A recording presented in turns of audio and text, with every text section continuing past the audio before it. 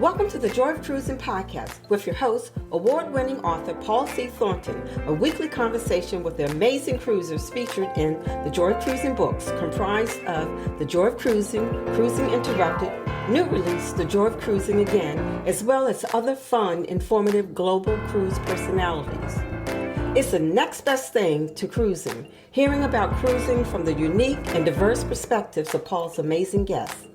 If you hear about a cruise that interests you, book it at www.thejoyofacation.com or enter to win a free cruise for two. Again, www.thejoyofacation.com. We really appreciate your feedback, so leave us a text. Paul can't reply, but he may read your text on the air. Hello, passionate cruisers. This is Paul. This week on the Joy of Cruising podcast, I am delighted to welcome freelance travel writer Ashley Kosciolek.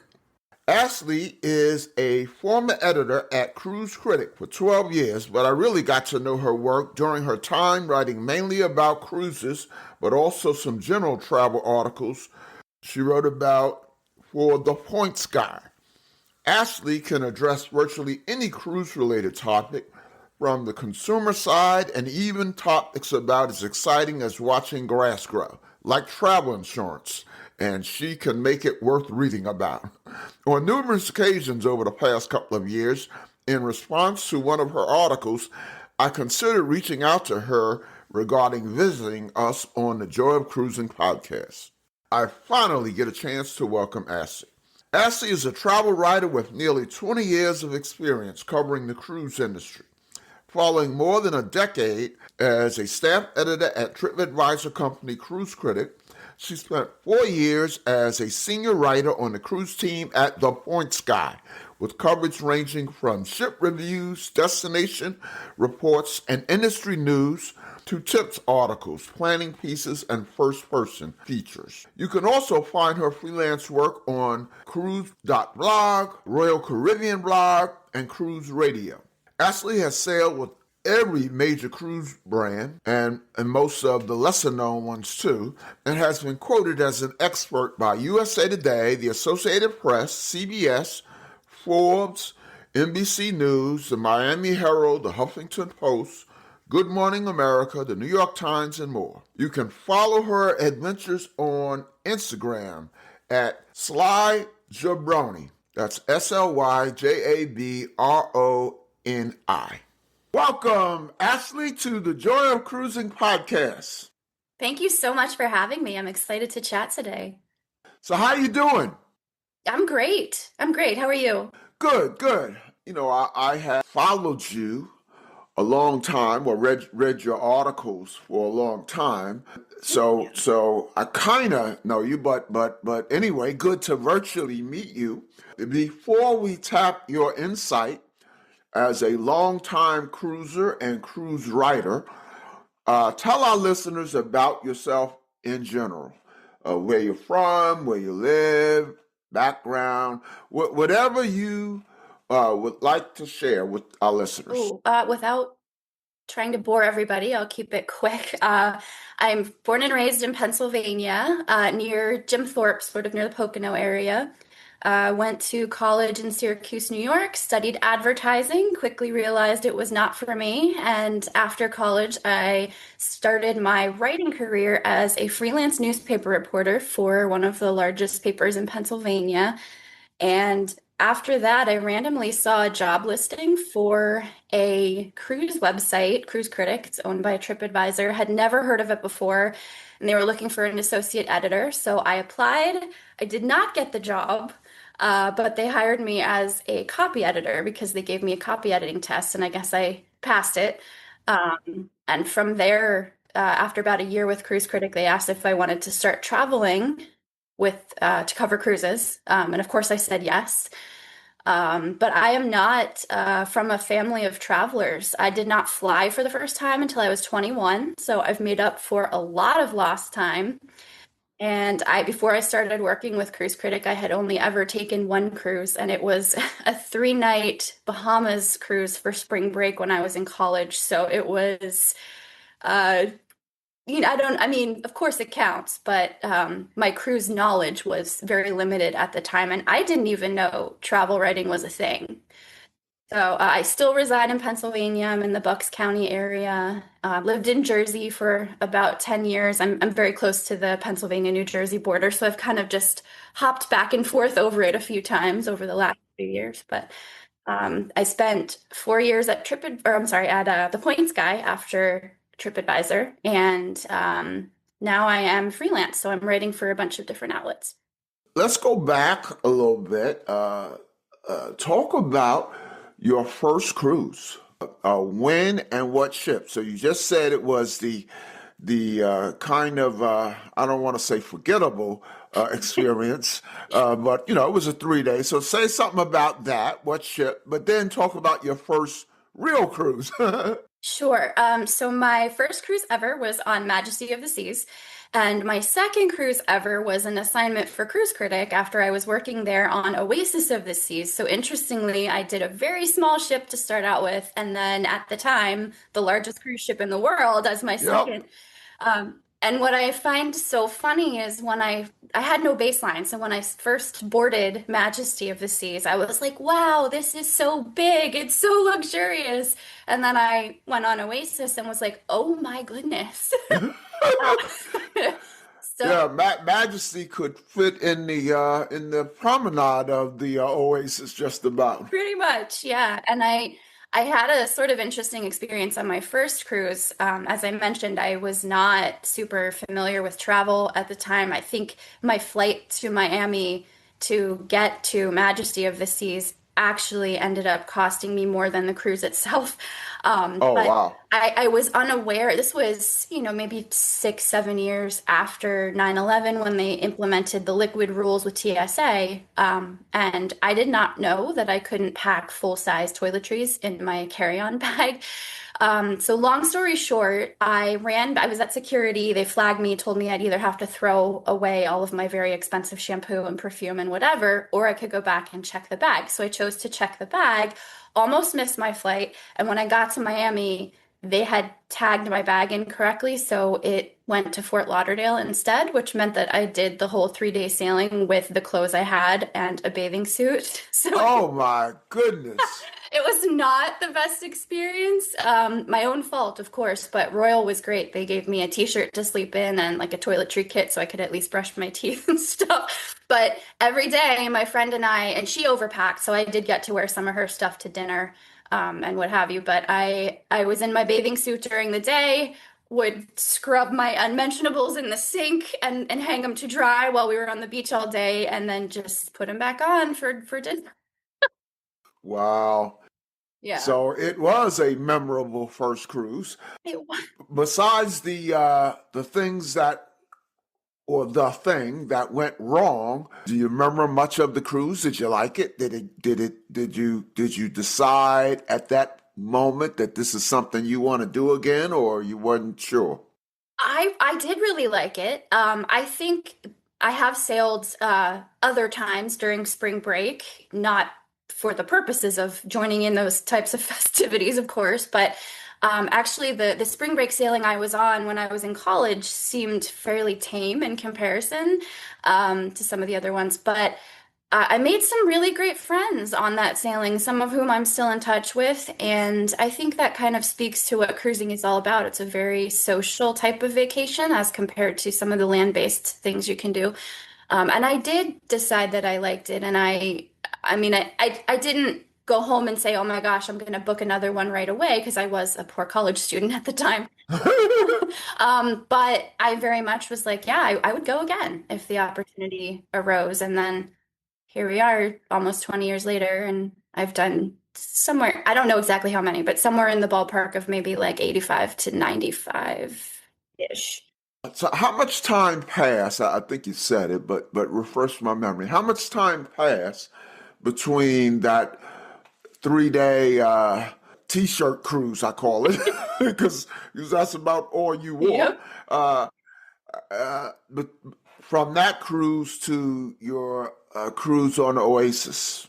Um, it was about maybe 2.5 years. '07 would have been the the Majesty sailing, and then I sailed Oasis when it first debuted for the media preview, which would have been November of '09. So about 2 years, a little Okay. more than 2 years. And so that was your first cruise on behalf of Cruise Critic. Now, did you have to report on it, or were you just invited as a guest? I was there for work, but because I had never actually covered a sailing before, my boss and her boss kind of wanted me to go and shadow them. So we ended up with two cabins. The editor-in-chief of Cruise Critic at the time was Carolyn Spencer Brown. So she had a cabin and she went with her husband, Teo Nimela, who runs a cruise website as well.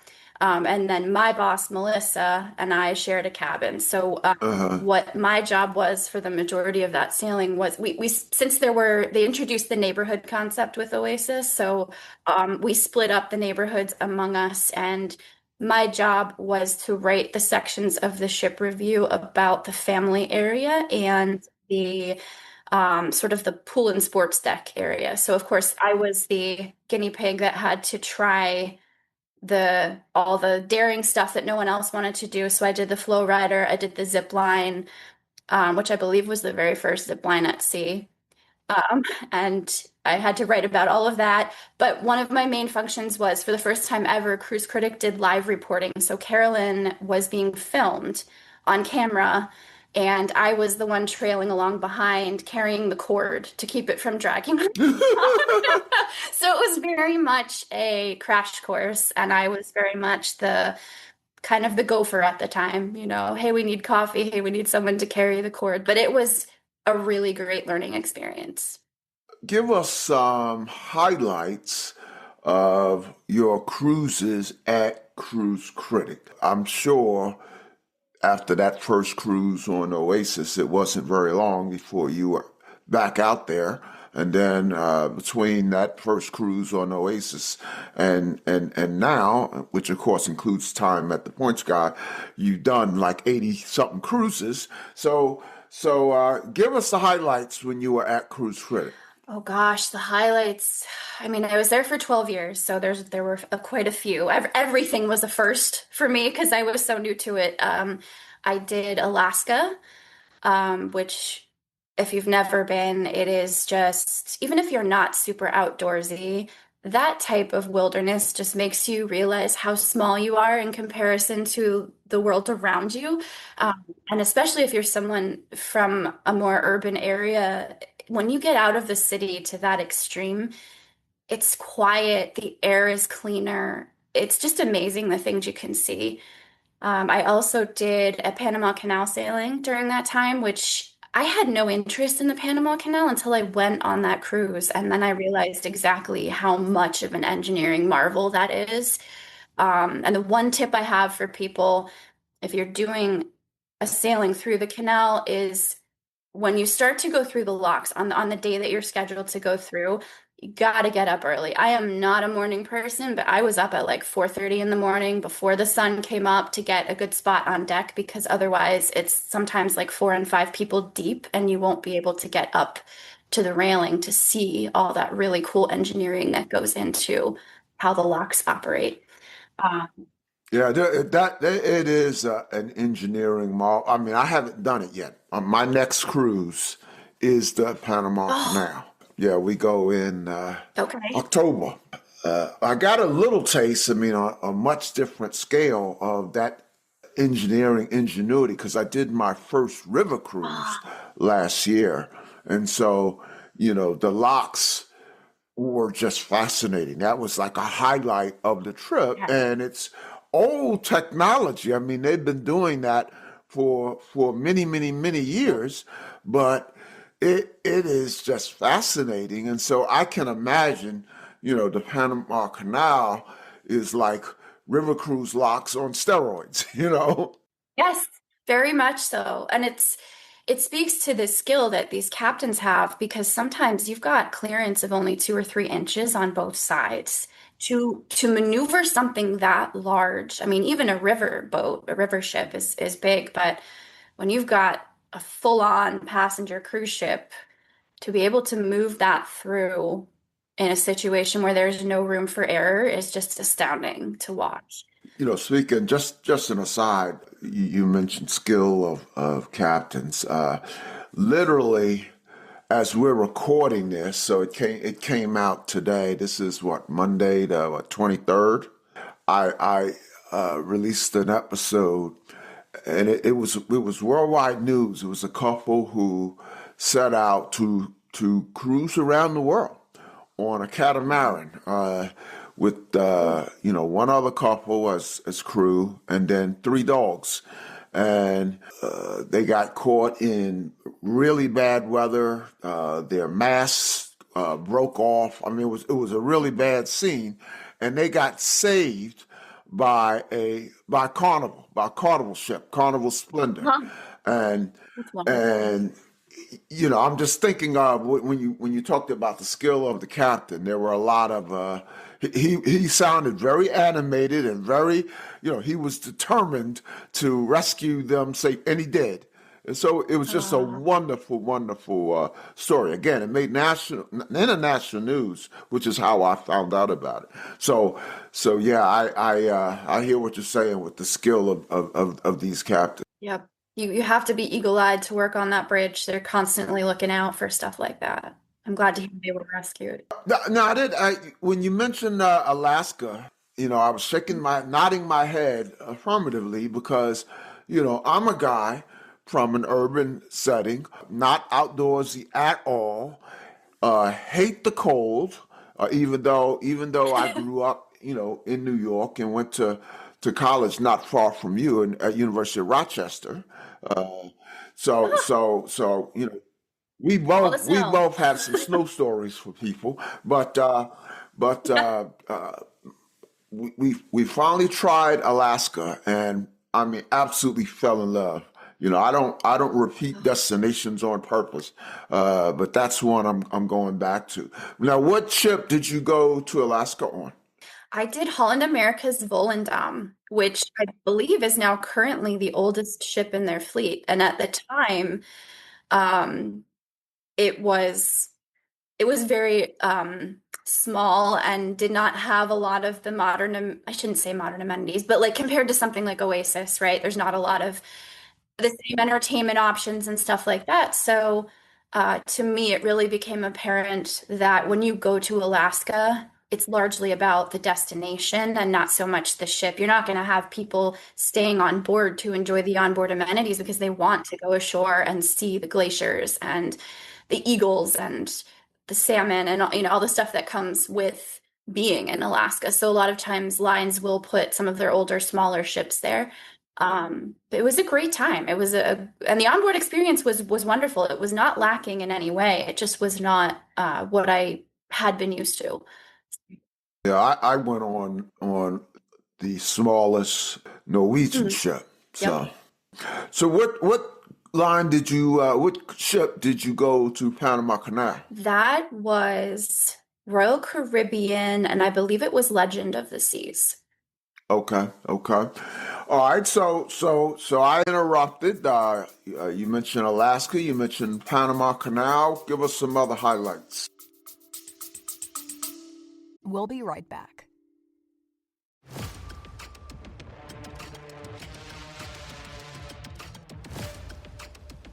Do you have a dream car? Mine is the Lucid Air. Are you intrigued by electric vehicles? The Lucid Air EV has been called the best driving car in the world. And the Lucid Air Sapphire is certifiably the fastest production car in the world.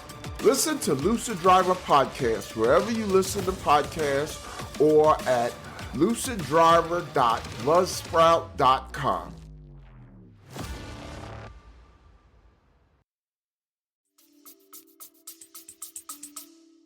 The Norwegian fjords was another one. I did that one. Yeah, Ah, it was beautiful. I've done it one other time since, more recently with Holland America, but the first time I went, it was with a line called Hurtigruten, which I'm sure you have heard of. I don't know how many yes, I listeners have. will know about it, but it's a Norwegian-based So not affiliated with Norwegian Cruise Line, but Norwegian in the sense that it's operated from Norway. It's had a coastal route that serves as a ferry system for, I want to say, more than 100 years. They've been around for quite a while, but now they've branched into things like expedition cruising and what have you. But yeah, I did a Norwegian coastal sailing on, I think it was Finnmarken, and I believe it's no longer with the fleet, but the line does still operate that coastal route. And what's cool about it is that we did something like 34 port calls in 7 days. Oh my goodness.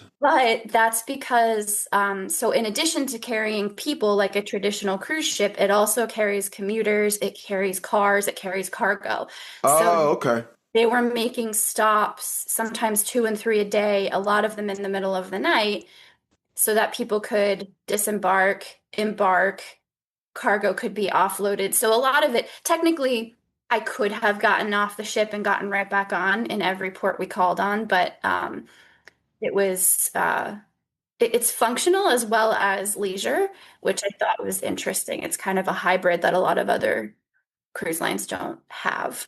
Yeah, fjords is on my bucket list. It's been on there since I had a guest on, and I can't remember what the question was. Maybe it was what's the most beautiful place you've ever seen? And he mentioned, I mean, just describing the scene Yes. in the fjords, but then actually sending me a photo of what he was describing, you know.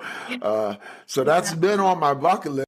It's hard. I mean, of course, I still have a bunch on my bucket list as well, but I did do, not to make it sound like these were all, off the wall, top tier sailings. Also did quite a few to the Caribbean and the Bahamas, which are great destinations as well.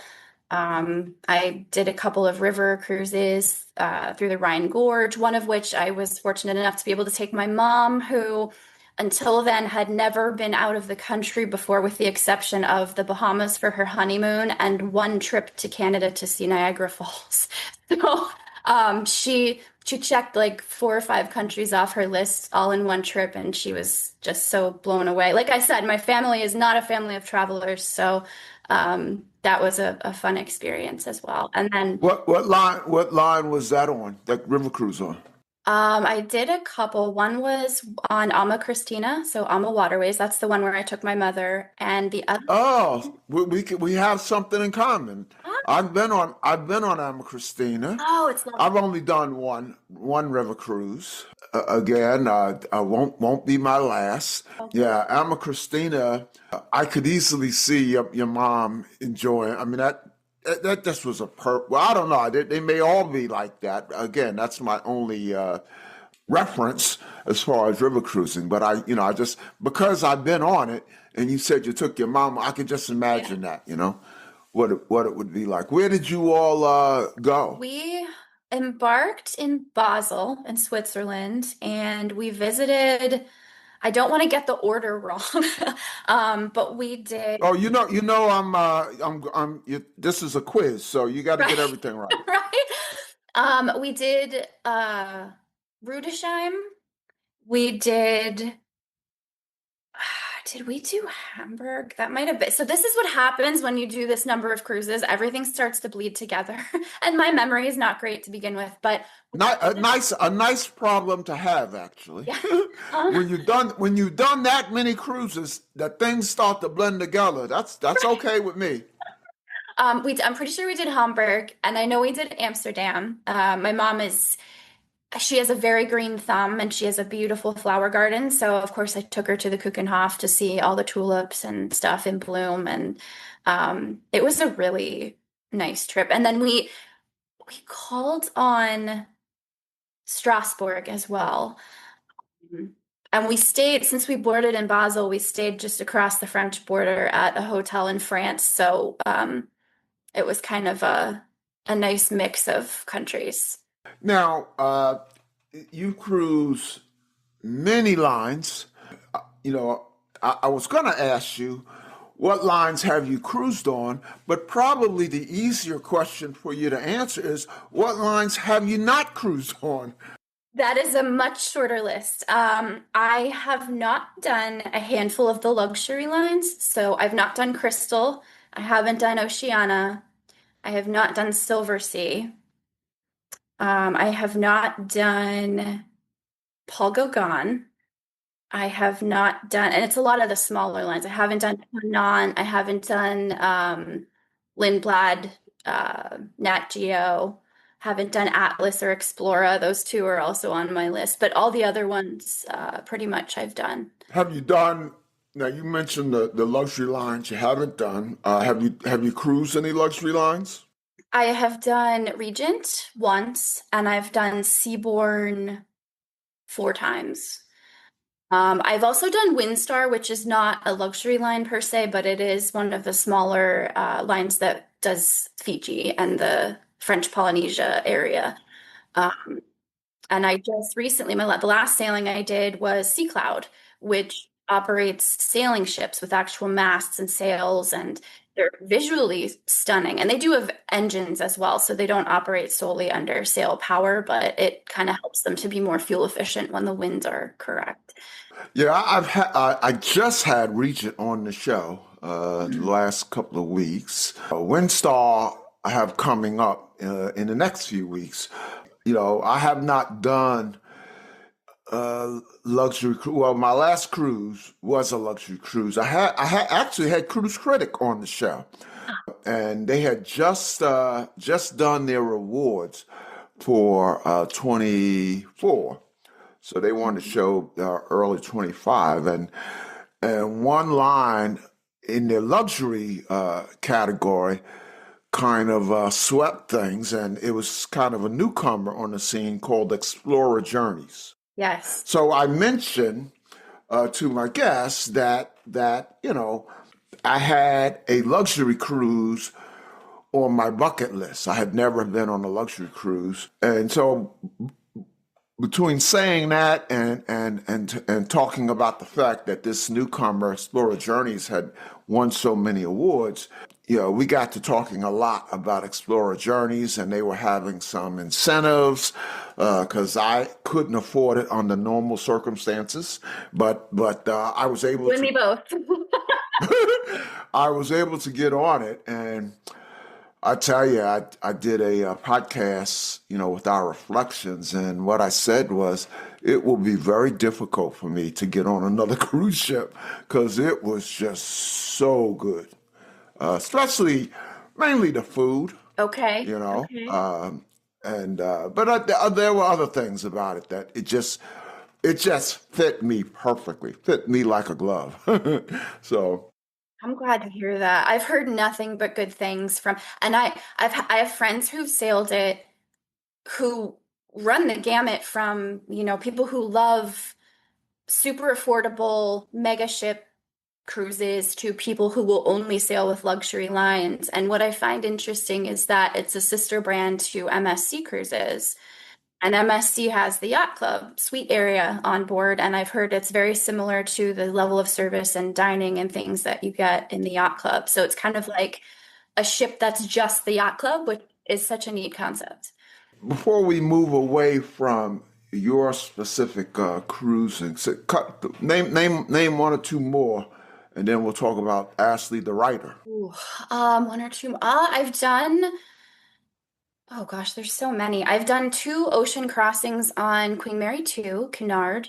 Oh wow, that's also a bucket list Yeah, item. that's. Although I hate formality, so I'm not looking forward to dressing up. I've got a tux that I haven't worn in like 4 years, and I gotta feel gotta want to try it on.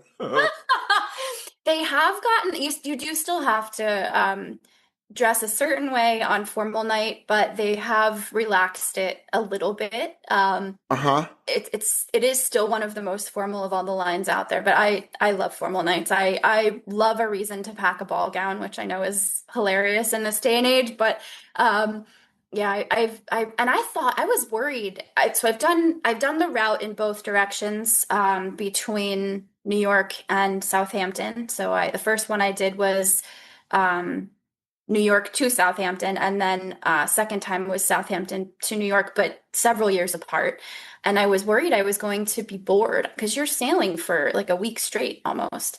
Uh, and I was not bored at all. I did fencing classes and they have flower arranging and painting classes. And there's actually an onboard museum. So it's like all these hallways that have just tons of really cool information on several decks about famous people who've cruised with the line, how Cunard ties into some of the world wars and how the ships transported troops and just really cool stuff like that. There's also an onboard planetarium, so that is really a neat way to pass the time. And the second time I sailed the ship, they had a group of World War II and Korean War, I'm sorry, Vietnam War veterans on board, and they did several Q&A panels, and it was just, I mean, some of these guys are in their hundreds, and Wow. they were talking about what it was like, and just it gave me chills. And I'm sad to say that when I was in school, I was not ever very interested in history. I feel like I was just too young and a lot of it went over my head.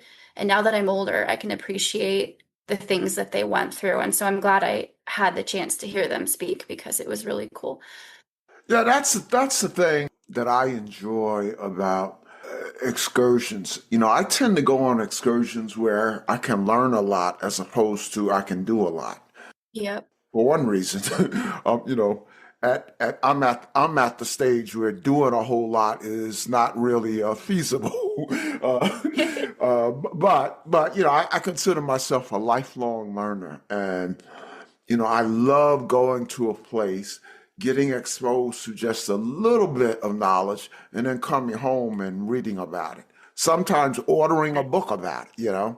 Yep. So talk about Yep. Ashley Kosciolek, the writer. Who is Ashley Kosciolek, the writer? Ooh, that's a great question.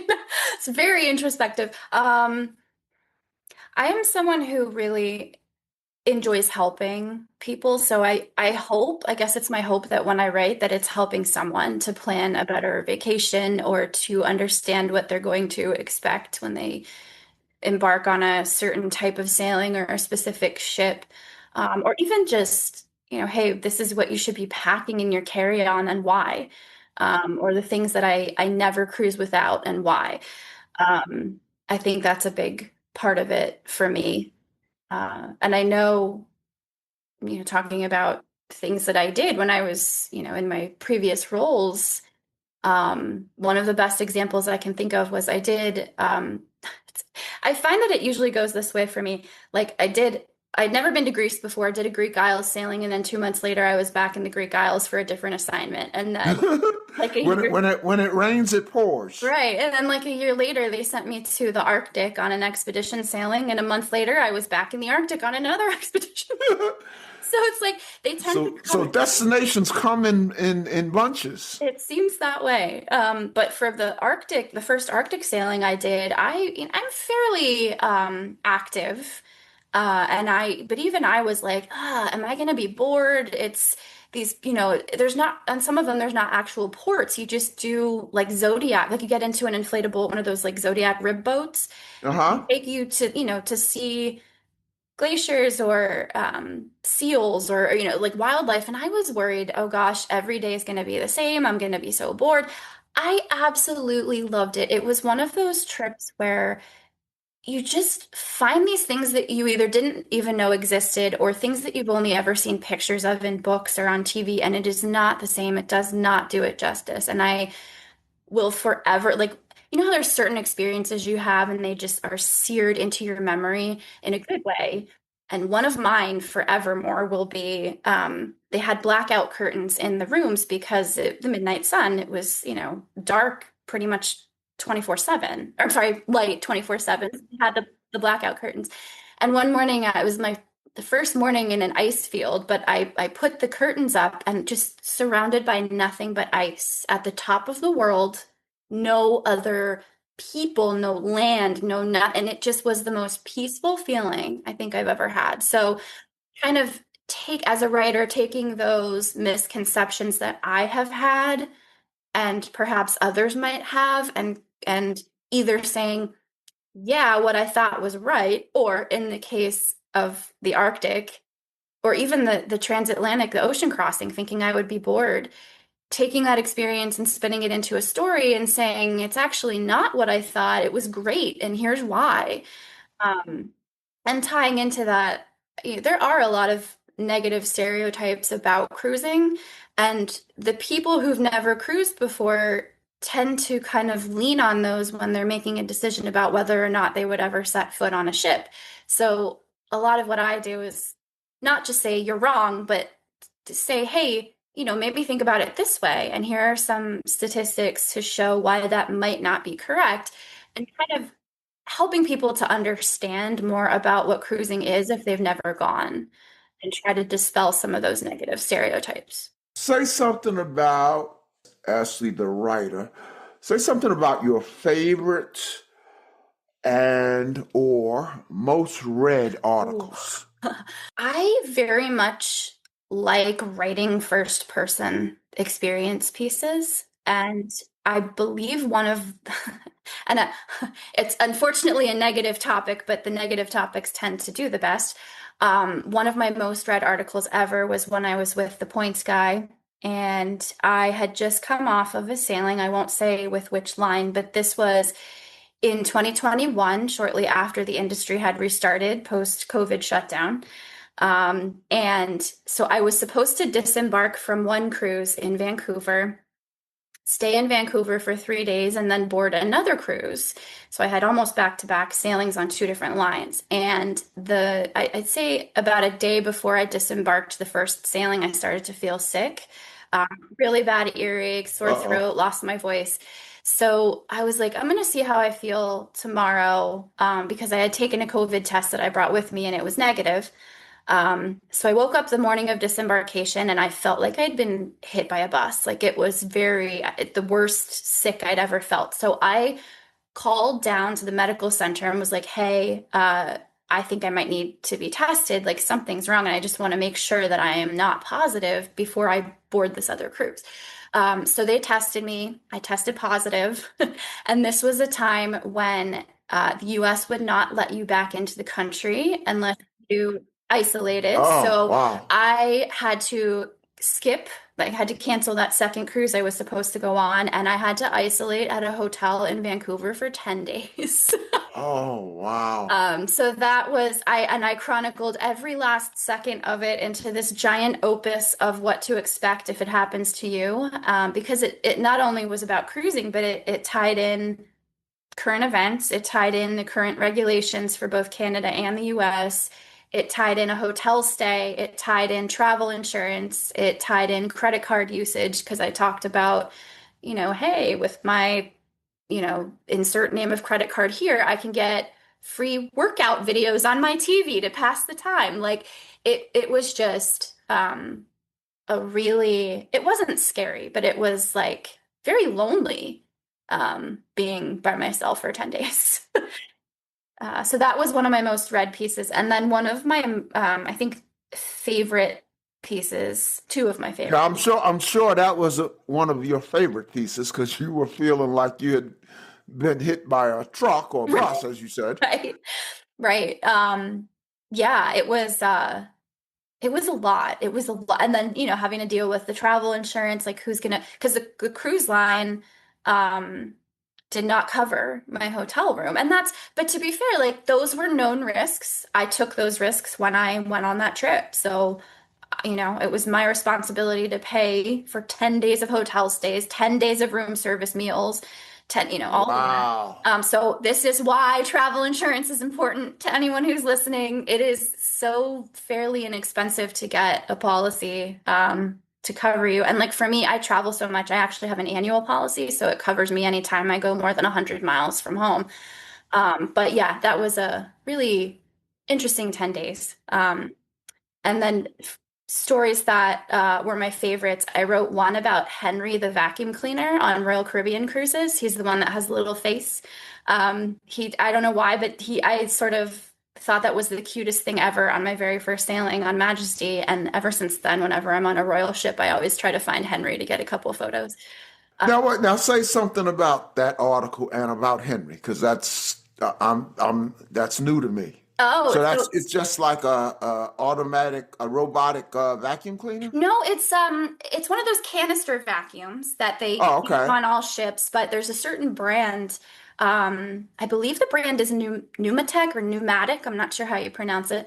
But the front of the vacuum where the hose attaches, the hose is like his nose, and then right above it, there's two eyes painted and like a little smile underneath the hose. So it looks like the vacuum cleaner has a face. And Royal Caribbean ships use them. I think one or two other ships might as well, but they're not super common. They're common in the UK because that's where the brand is from. But yeah, they're super cute, and we just needed kind of like a fun, I don't want to say a filler article, but like, just something fun to post. And so I wrote about Henry and how he just like brightens up my day every time I see him. And it's such a ridiculous concept, but it's one of those things that is fairly unique to Royal. Um, and another one I wrote is about the first piece of luggage I ever bought that was mine and not like borrowed from my parents. And this, I'm talking the ugliest suitcase you will ever find. It's giant. My mom bought it for me when I was going to college to help me pack up some of my stuff. And it's made of it's tiger print and it's made of a thick, like, tapestry, almost like what you would make curtains out of or like upholster a couch with. Like it's hideous. But for whatever reason, and it's not a spinner suitcase, so it's only got two wheels. It's the kind that you have to tip in order to roll it. Like just very outdated. But for some reason, I cannot part with this suitcase. It still functions after like almost 20 years, and I still have it, and I just can't get rid. And I took it on my Windstar trip to French Polynesia, and I wrote a story about traveling with this bag and how it just makes me smile every time I see it. It'll never get lost because no one in their right mind would steal something that ugly. Um, Now, I hope, in addition to writing about your suitcase, you wrote about French Polynesia yes, because I did. that's on a lot of bucket lists. Yes, so the story I did a couple stories from that trip, but my favorite from that trip in particular was I had broken up with my boyfriend of like 3 years, just about a month prior to that. And of course, French Polynesia is known for being super romantic. It's a place where you go and like see the sunsets and stay in those overwater bungalows that are meant for couples. And so I wrote an article about what it is like to travel in French Polynesia solo. And I don't know how it performed. I don't remember how it did, but it was almost cathartic to be like, I'm tossing this romantic stereotype of French poly right out the window. And yeah. You didn't tell the readers that you had just broken up with your boyfriend. Oh, I did. Oh, okay. I did. It needed context. I was like, and I didn't go into detail, but I was just like, I was newly single and was surrounded by all these couples, and like, here's how I dealt with it. Here's all the activities I did that were great for someone who's by themselves. Um, Oh, what a good sport. yeah. Have you ever gotten a writing assignment that didn't sound particularly exciting that turned out to surprise you in that it was very exciting? Most of the ones that end up being very exciting to the readers are more of the nuts and bolts pieces that I find kind of boring to write about. Anytime, and it's timely because I'm sure you've heard about all the carnival uproar. They announced changes to the loyalty program, and members will now have to requalify every couple of years for status. But um, pieces like that, anytime a cruise line changes a policy, whether it's they're going to raise the prices for a specialty restaurant or increase the daily gratuity amount or change a smoking policy or do something like what Carnival did with its loyalty program. Those are the pieces that tend to just go gangbusters in terms of number of views and people sharing and talking about it on social. So I don't know. They tend to, the ones that are policy based tend to be the least interesting, in my opinion, to write about because they are very factual. Any articles that you've ever done that turn out to be unintentionally, of course, controversial or got pushback from either readers or the subject of the article, for example, a cruise line? Yes. So the one that comes to mind first is I listened to a cruise line earnings call at the end of a quarter last year. And one of the things that came out of it was the CEO had said it's possible we could be returning to Russia soon. And I wrote a larger piece on the earnings call itself, but the thing that I called out was, hey, they could be returning to Russia. And we know that this whole conflict has been going on between Russia and Ukraine for a while now. But this story went live like a day or two before Russia escalated the situation. So readers were like, why would you write this now? And the fact of the matter is the story came out a day or two before that happened, but people were finding it after the fact and questioning why. And so that's sort of like anything that could be seen as remotely political. I wrote a piece a couple of years ago for Pride Month about cruise lines that are LGBTQ friendly, and that did not go over well with some people. It's always the few who are the most vocal when they're upset about something. So largely, I've never had anything that was just overwhelmingly negative, but And then I wanted to initially, after I wrote that 10-day isolation story when I got COVID on my sailing, I was supposed to do a follow-up piece about whether or not the cruise line reimbursed me, because they did agree to reimburse some of the costs. And not just because I was a journalist, they did it for other people as well. And also what the insurance claim process was like. And ultimately, the head of the company I was working for at the time decided that we weren't going to publish it after I spent like a month working on it. So there have been times when things were deemed controversial before they went live and were scrapped. Oh, wow. Ashley, let's talk about the future. Do you have anything booked? I do. My next one is MSC Grandiosa in August in the Med. So I'm covering that before the ship repositions to Port Canaveral.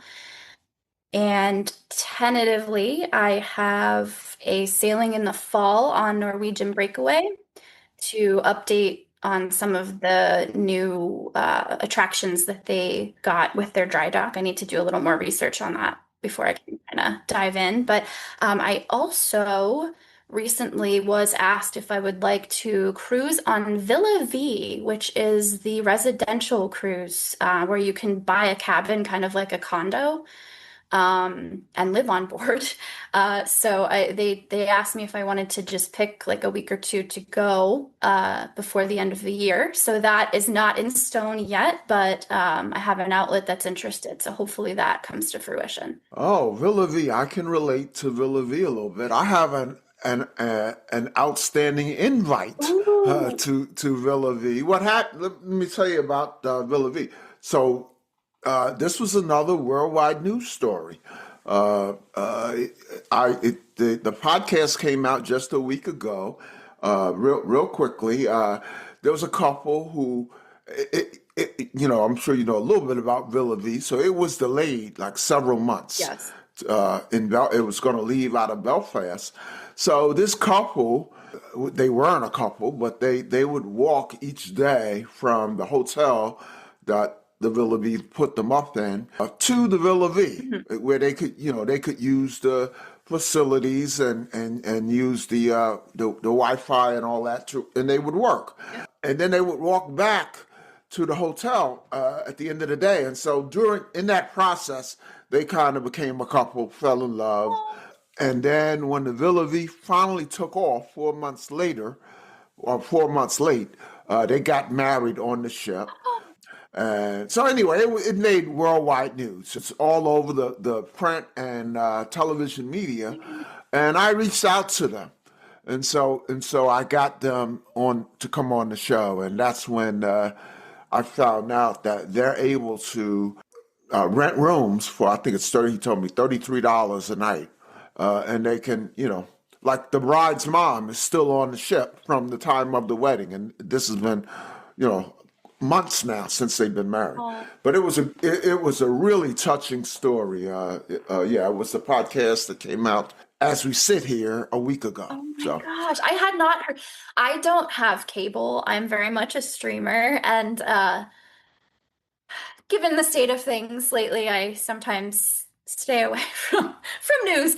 Um, but yeah, I've been curious about this line ever since it started sailing because we've seen so many of these residential types of operations trying to start up in the last 5 years or so. And this is really the only one that's actually been successful because apart from the world, which is so high end, I don't think any of us will ever get on it unless we can, like, I think even to be considered for purchasing a cabin, you need to like have an X amount of dollars in the bank and you have to show proof and it's yeah, I think you need $10 million net worth. something like that. Yeah. But And we did have, I know it sounds like I'm selling the podcast, but we did have a guest, former owner of the world. oh wow, okay. Yeah, he actually owned 2 units. He's no longer on the world, so I guess that, made him feel free to talk. But Okay. it was a great episode.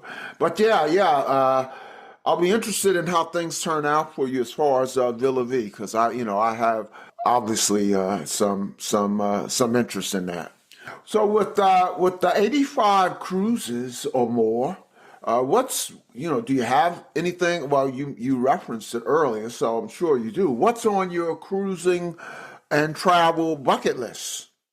Cruising, I've never been to Australia, and I have not done Antarctica yet. So those are the two big, and Japan is another. So it's the three big bucket list cruise items I have. As far as land-based, and I will say, like, it's interesting because I have cruised for vacation, but I think because I do it for work, it's hard for me to turn off the journalist part of my brain when I cruise for vacation. So I often do land-based trips for vacation because it helps me to separate from work a little bit more. But for my land-based bucket list, I have an interest in mountaintop monasteries. And so I would love to do some of the mountain regions in Asia, Nepal, Tibet, Bhutan, and just kind of immerse myself in the sort of the same thing as Alaska, the clean air, the quietness, the nature, and just kind of unwind that way. Just out of curiosity, I know we talk about cruising, but what's been your Premier. So I'm a budget traveler at heart, full disclosure. I have done a lot of things I have really liked, including a road trip from Utah to Florida, and just kind of stopping at little places along the way. Random things like there's a Wizard of Oz museum. There's the town where it's not real, of course, but like this town has kind of latched on to being the town where Superman is from. And so they've got like a giant Superman statue and a Superman themed diner and all kinds of silly stuff. I also, fun fact about me is I'm really into horror movies. So I go to a lot of horror conventions to get like autographs and stuff. And usually there's a lot of really cool arts and crafts makers there. So it's a neat place to shop for stuff you won't find anywhere else. And last year there was a gentleman whose autograph I wanted, but he doesn't do a lot of conventions. So I flew to Kentucky for 3 days to go to a horror convention, just to get this man's autograph. So I prefer like lower key vacations that they're not necessarily like, yeah, I'm gonna go fly to Fiji and stay in that overwater bungalow. I prefer the quieter, more low key trips. well, that kind of, especially you talking about your preference for horror movies, that kind of gets us into the next topic. So, Ashley, before we let you go, some light or fun cruise questions, and then perhaps an oddball question. I call it oddball because it's not necessarily about cruising. So the first question is, you've alluded to this somewhat, but how do you spend your me time? My me time is usually reading or running. I love being active. Did CrossFit for a number of years, but I'm taking a break right now because as I age, my joints will not allow me. Oh, I can relate to that. I do binge watch a ton of TV, probably more than I should, and it doesn't help that like all my favorite shows, all the new seasons just came out within the last couple months, so it's like one right after the other. Um, yeah, and I'm a member of a running club near where I live. And yeah, that's kind of me. I'm again very low key. I wish people always ask me like, "Oh, what's the most interesting thing about yourself?" And I sometimes have trouble coming up with something to say. Um, Oh, you have tons. I mean, if anyone who's traversed the world like you have tons to say. well, thanks. Next question. What's your favorite cruise drink and cruise food? Okay, so again, I'm kind of lame in the sense that I don't drink very often. On a week-long sailing, I might have one to two alcoholic drinks. My favorite alcoholic drink is a pina colada every time, hands down. I definitely prefer the sugary drinks. Um, and I think a lot of lines now are doing better at having zero proof options. And my favorite zero proof is a blueberry mojito. Uh, Oh, the sounds mojito with a good. little bit of blueberry in it, and yeah. And I'm sorry, what was the other question? Favorite food? Food. Food. Ooh. Food. So maybe something that you only eat on a cruise ship, or maybe it's a cruise ship tradition. But yeah, what's your favorite cruise food? I am also not a foodie, so I could survive on pizza and burgers every day of my life and be fine. I When I cruise, though, Carnival's chocolate melting cake is one of the best things I've ever eaten. And I also am a sucker for soft serve ice cream. So, on the lines that have it, my little trick is in the morning at the buffet, I'll grab Fruit Loops. A lot of lines have moved from the individual tiny boxes to the machines that you just turn the crank and it's like a dispenser. So if that's the case, I'll put some in a bowl and just take them back to my cabin for later. But then when the soft serve machine opens, I'll crush up the Fruit Loops and kind of roll the cone in the Fruit Loops. So it's like an ice cream cone with toppings, even though they don't normally have toppings. But yeah, as you can tell, I have a very sweet palate. I'm naming all the sweet drinks and all the desserts as my favorites. Trying to think of like a really good entree that I've had, and nothing's coming to mind. I do love salmon. Well, I'm And sure you had that in Alaska.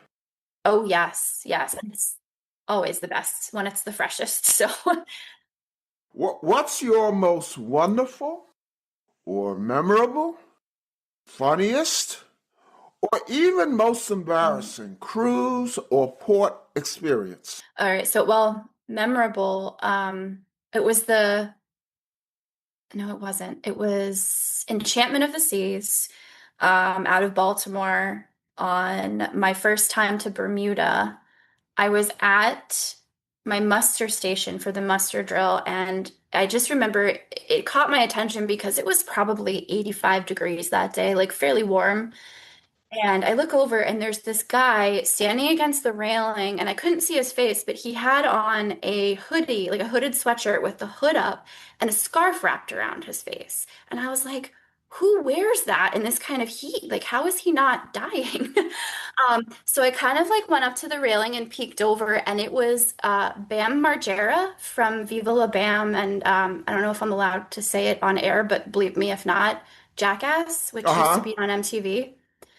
So he's a skater and was part of this group that would like do crazy stunts and prank people and whatever. So yeah, that sticks in my head as being memorable. I was just like, whoa. And then another time I was on I've done a lot of inaugural sailings where they will have like famous people on board because they've got like an affiliated restaurant or something on board or the Uh-huh. godmother or whatever.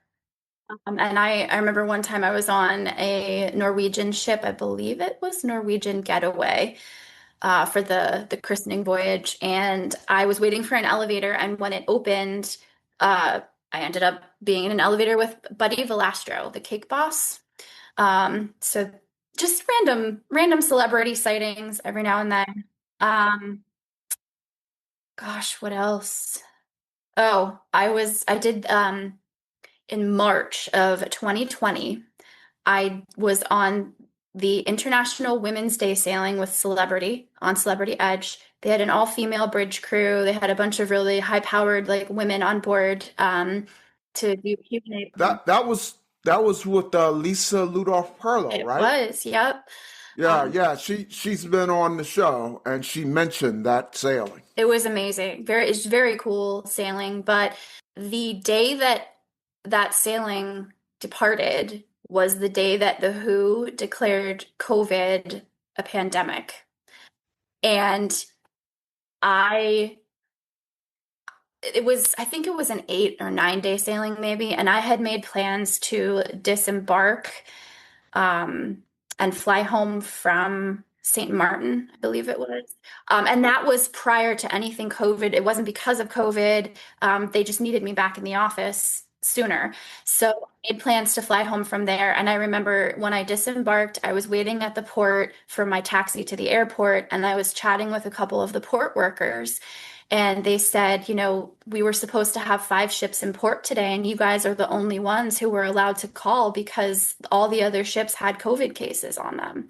Wow. And they were very worried because they were like, the port's closing. We just got word that the port is closing today after Edge leaves, and we don't know when it's going to reopen. And this is our livelihood. So it really, even though it's a negative memory, it's a very strong memory because it made me realize what a ripple effect it had on the entire industry. It's not just the crew members, it's not just the people who can't go on their cruises, it's the shoreside folks who work at the corporate office, it's the luggage, the porters, the people who handle the luggage, the people who run shore excursions, the people who provision all these ships with supplies, the port worker, like it's very far reaching. And so that was just a scary time, I think. But I'm so glad we're back. And I'm so glad to see that, 4 years on, demand for cruising is higher than it's ever been. Ever been, yeah, yeah. Well, yeah, no question. That's a pretty powerful memory, but I'm glad it is firmly in the past. Last question. This is what I call the oddball question because it's not cruising related necessarily. But let me first welcome Ashley's friends and fans listening. Um, we hope you have enjoyed what you've heard at the Joy of Cruising podcast, and we'll come back for future episodes, or follow us on IG, or join our Facebook group. Uh, Ashley, share one thing that my listeners and your friends don't know about Ashley. Ooh. Um, the people who know me kind of know me. Oh, you know what? I really don't like flying. Is that okay to say? Um, I don't like flying either. I just, it's become such a process. Like it used to be that you could just kind of book a flight and show up and get on the plane. And now it's like you got to get there 3 hours early if it's international, and you've got to fight through crowds, and you've got to go through security. And I will say it's much less painful if you have like clear and pre-check and all that stuff. But it's just sitting around in crowds of people for hours waiting to sit around with a crowd of people as you fly through the air. I don't know. It's not my favorite, but and for a traveler, I feel like that's kind of taboo to say, but I just, especially, coming from the points guy, I had a lot of coworkers who would show up hours and hours early, even if they weren't flying internationally, just so they could go enjoy the lounges. And like, if that's what they enjoy, more power to them. But to me, I try to get there as close as I can to when the doors close. Yeah, because I don't want to waste any time and sit around waiting. Well, thank you, Ashley, for coming on the Joy Cruising podcast.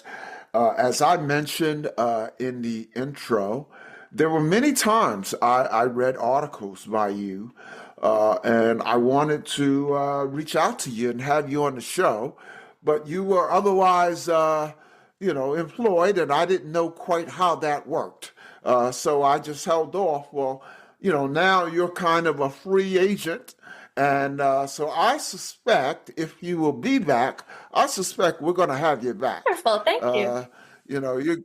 When you go on, some special cruise and you do your thing and write about it.